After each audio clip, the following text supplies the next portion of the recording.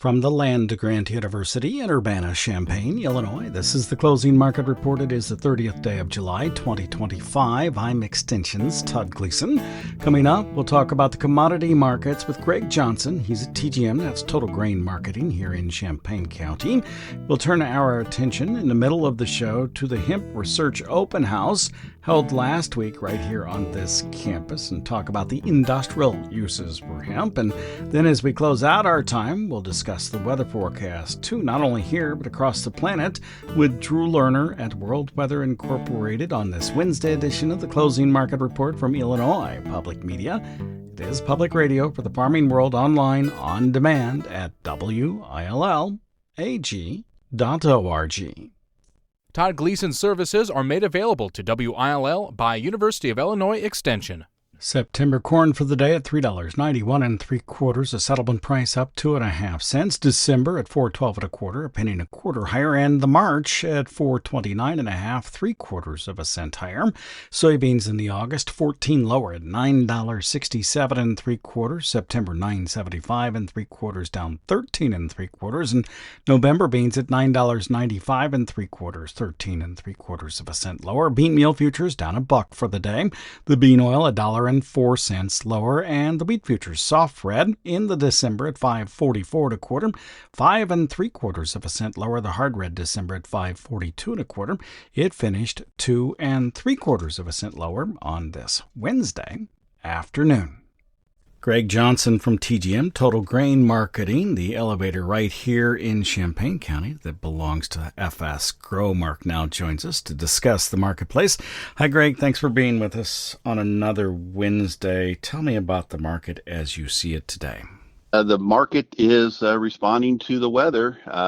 We continue to get rains. There was some high wind damage up in parts of the Dakotas and Iowa, but the market seems to think that was a relatively narrow band where those high winds went through, and so I think the feeling that the market is that the rain benefited more than what the winds hurt the crop. So based on crop ratings, we're looking at some of the highest ratings we've ever seen, and some of the private analysts that use those good to excellent ratings are coming up with anywhere between 183 and 186 bushels to the acre. We are 9 trading days away from the next USDA report when they will probably change the yield or could change the yield, and we'll see how much they increase it from 181. See if they go to 183 or if they go even higher than that. But we're 9 days away from that. Another negative, the government lowered feed demand in the July report by 75 million bushels. They'll probably need to lower the feed demand again.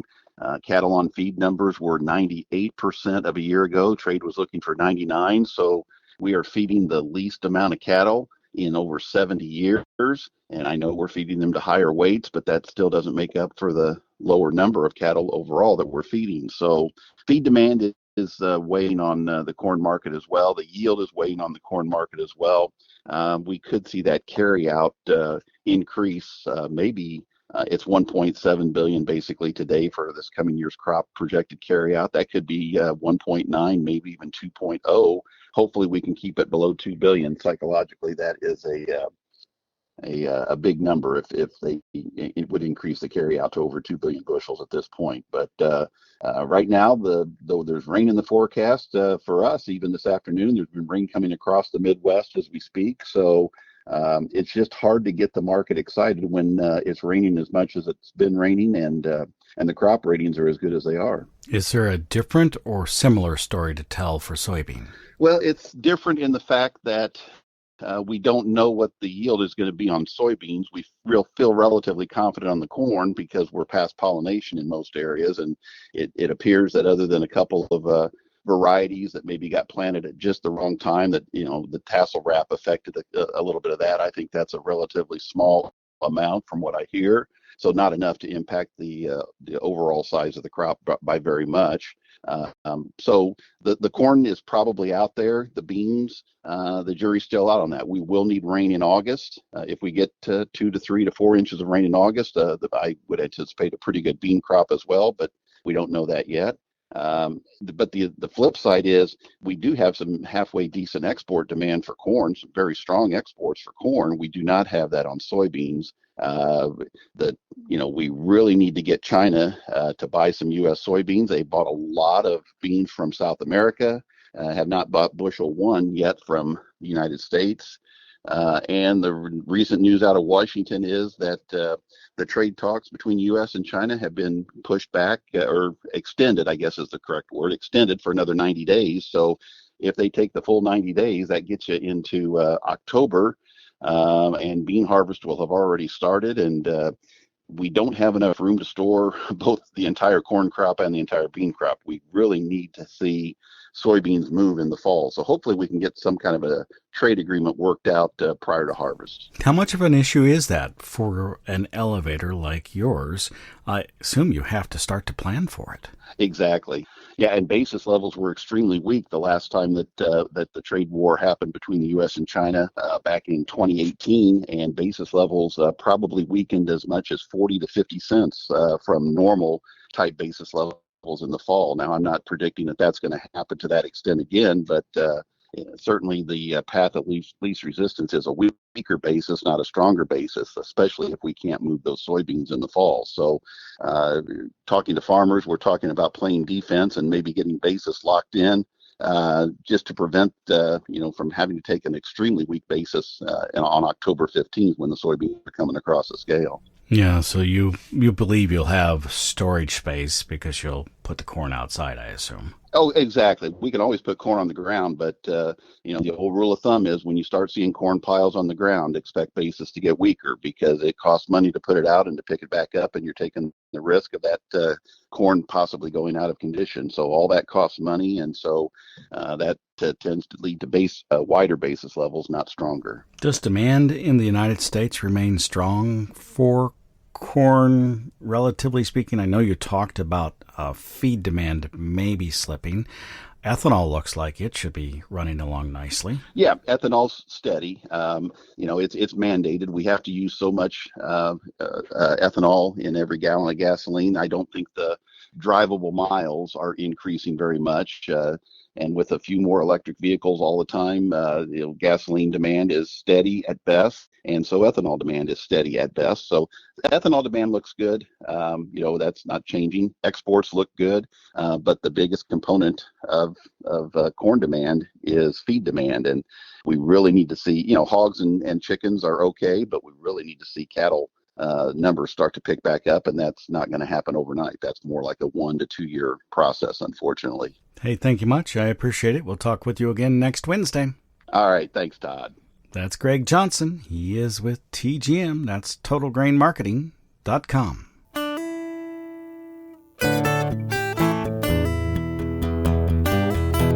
The 2018 Farm Bill provided a legal pathway for the production of hemp in the United States. Researchers here on the University of Illinois campus have been working to improve the crop and develop production techniques.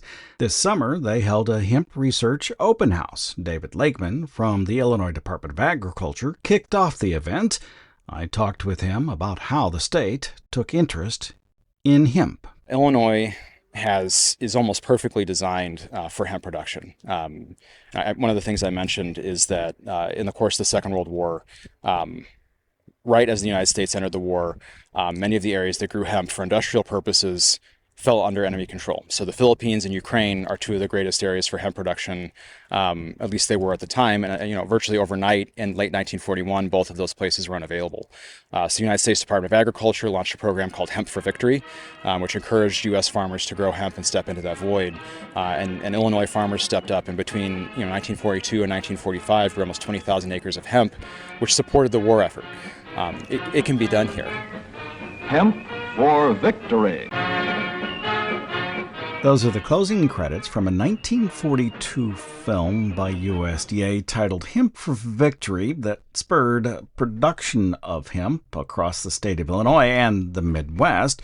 It is something David Lakeman, who is the Cannabis and Hemp Division Manager at the Illinois Department of Agriculture, hopes can be recreated. And I want to see, one more area for our farmers who are struggling, who are dealing with multiple challenges, to have this crop that can is so versatile. It can grow on looser, rockier, more acidic soil that other cash crops cannot. It is great at absorbing things from the soil. So if before marijuana was made illegal in the 30s, farmers would line their fields with hemp because it would absorb heavy metals, lead, mercury, arsenic, pesticides. It would absorb those out of the fields so that you could grow your corn. Right? There's a million different uses for it, and I want to make sure that Illinois not only has a thriving industry, but it continues to be a leader in industrial hemp production. Of course, the United States government during World War II was spurring production of hemp for its fiber. What industrial uses do you believe it will have in today's world? Again, it's virtually limitless. So to answer your question, yes, during the war, again, rope was one of the chief uses for it. An actual battleship, so an Iowa-class battleship would use about 30,000 feet of hemp rope. And then, of course, less for a cruiser or destroyer, but something similar. We also used it for the production of uniforms, especially for export to the Soviet Union, which had used a lot of hemp grown in what is now Ukraine to make their uniforms. Now, given the state of science, there's so much more it can be used for. So you can make hempcrete, which is versatile, it is light, it is fire retardant, it is extremely useful. You can turn it into plastics. I have in my office at the Department of Agriculture a set of plastic silverware that is made from hemp material. You can make oils out of it. You can use it for cloth, for paper. There's a really great used bookstore downtown Springfield, and they have, called the Prairie Archives. They have, all these newspapers that go back to before Illinois was a state. And it's interesting. You go through those papers. You can find when they moved from making hemp paper for those newspapers to wood pulp paper, because the hemp paper is still clear as the day it was printed. It doesn't need all the protection that the wood pulp paper does. It maintains its character. It stays stable. So, I mean, if you could do that and start replacing, lumber production with hemp paper, it's both more sustainable and has the benefit of sticking around longer. It's more stable as a product. So again, there's virtually limitless applications, and I think that's part of what what the U of I is doing is so important. It's why this program is so important, because we're just now learning what all we can do with this plant, and I want to continue to support those efforts. Why are you here to participate in a University of Illinois Field Day? What purpose does it serve? I think every one of the state universities now has a hemp program. They're incredible resources. They are pushing the science forward in a way, that many other states are not doing. There's a long history, not just here at U of I, but also at the Agriculture School in Carbondale, with hemp and cannabis research. I mean, they have a very long history. And so making sure that we're utilizing these incredible resources that Illinois has to bring to bear on it, they're here. We're here. And that's part of why, the department wanted to be at this event, is to showcase our support and raise awareness of what these programs are doing. That's David Lakeman from the Illinois Department of Agriculture. He serves as the Cannabis and Hemp Division Manager there. He attended the Hemp Research Open House held on the University of Illinois campus in July.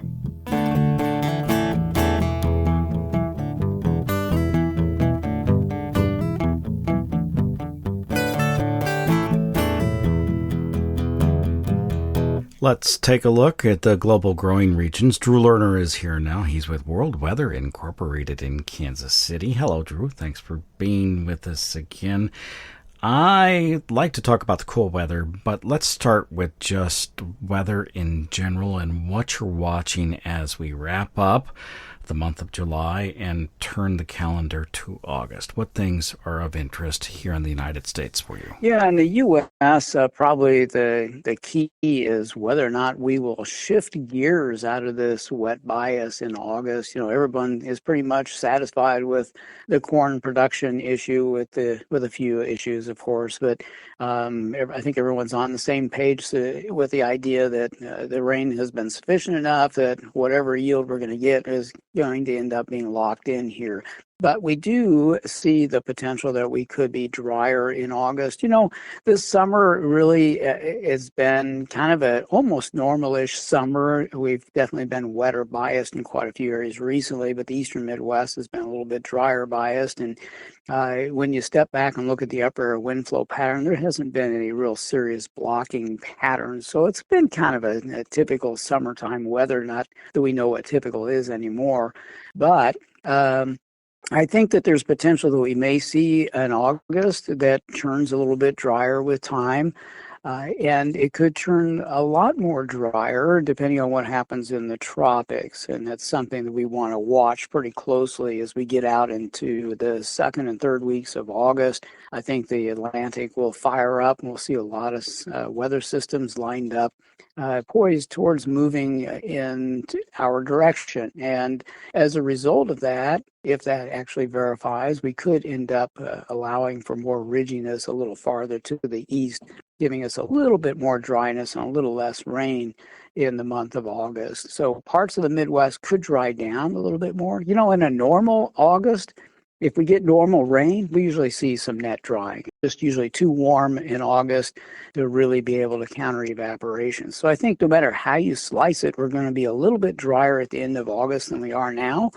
And if the tropics fire up as they should for the middle 2 weeks of August, I think there's a pretty good chance we may have a few greater pockets of dryness around. Absolutely not will we have widespread droughty weather. We will get back into some thunderstorm activity. I just don't think it's going to be quite as juicy out there as it is now. Why at the beginning of August will we be cool? You know, we've been watching this 45-day cool cycle since last October. And this is one of those intra-growing season patterns that only last for a year. And it is still cycling. And because of that, we're a little bit concerned about September. But this pattern has come and gone. If you think back, we've had some shots of cool weather periodically since the middle of winter. But in the spring, this was something that happened a little bit more often than what we kind of thought. And so for that reason, we've had, really good crop conditions. But there's been times when the northern plains have seen only 60-degree temperatures in the last 30 days. And now we're going to see some 70s up that way, 70s in parts of the Midwest. So a very impressive cool air mass. It should abate as we go into August, and it will return, I think, sometime in September. And for that reason, I think there is at least a little bit of interest that we could see some early frost and freezes in some areas, especially eastern Canada. And eastern Canada prairies, that is, and some locations across parts of the uppermost Midwest. But that is speculation for now, but I do think this pattern will repeat again. You just sent a shudder through those producers in the Dakotas and Minnesota and maybe put a smile on the face of producers in Iowa and Indiana. We'll have to wait and see what that looks like in mid-September. Turn your attention, though, now to some other places. I haven't checked in with you for a couple of weeks. We have been watching France and then parts of the southwestern areas or southeastern areas of Europe, which had suffered through some dryness and droughty hot conditions. Have things changed in the last couple of weeks? Actually, there hasn't been a tremendous amount of change. We did get some rain to occur very briefly in France and the UK, and that helped things out just a little bit. But we're back into the hole again, and we don't expect rain of significance in France or parts of the UK for at least the next 10 days. And we can say the same for parts of the lower Danube River Basin, which is southeastern Europe. Now, that area there did just get some rain over the past couple of days, so there has been some relief in that area. But we are going to see that come to an end and go back into the same pattern that's been dominating the growing season in Europe. So we are going to continue that. Now, it hasn't been real hot in parts of France in the last 2 or 3 weeks. So they haven't suffered quite as much as they had before, but there's still not much moisture in the ground. So the crop is still struggling in unirrigated areas.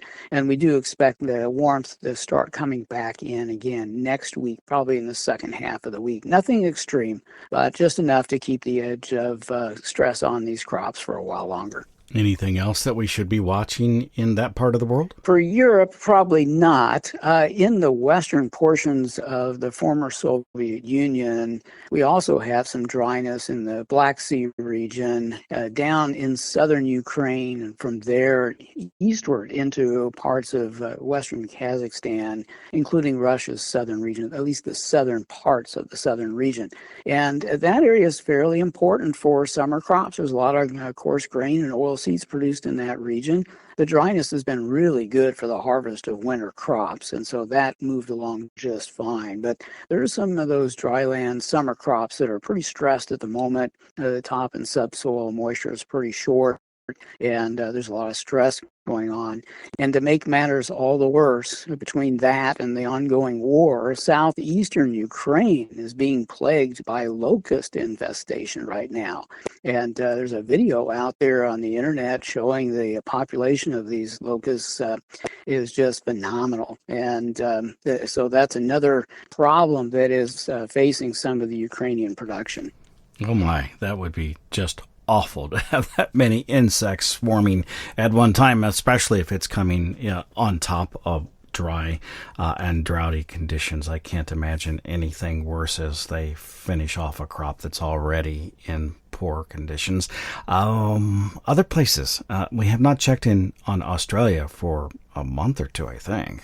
Yeah, Australia is actually doing a lot better. They had a pretty decent rain distribution over the last week. It started about a week ago from today and went through this past weekend, and it's now wound down. But there was good widespread rain. Now, if you recall, the first several weeks of the autumn planting season for wheat, barley, and canola were marked by unusually drier, biased weather. And they were planting with the anticipation that it would rain eventually.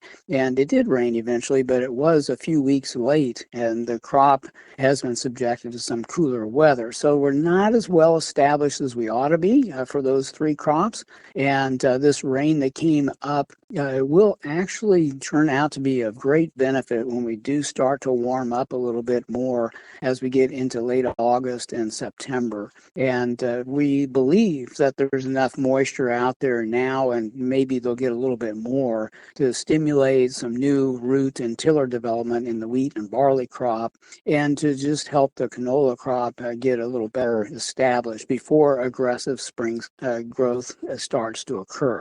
So I think Australia is definitely not the crop that it ought to be for this time of the year, but they do have potential for further recovery because of the rains that have occurred recently. But one last comment, we still need more moisture. There's still a lot of the country that is low on soil moisture. Hey, thanks much. We'll check in with you again next week. You bet. Have a good day. You too. Drew Lerner is with World Weather Incorporated in Kansas City. Joined us on this Wednesday edition of the Closing Market Report that came to you from Illinois Public Media. It's public radio for the farming world. Don't forget to register for tomorrow's tax event for farmers related to the One Big Beautiful Bill Act. Bob Ray will bring you up to speed on all the changes. You'll want to get yourself registered. You can do that right now on our website. Look for the One Big Beautiful Bill Act tax webinar from the FarmDoc team. In the calendar of events, you'll find it in red. I'm Illinois Extension's Todd Gleason.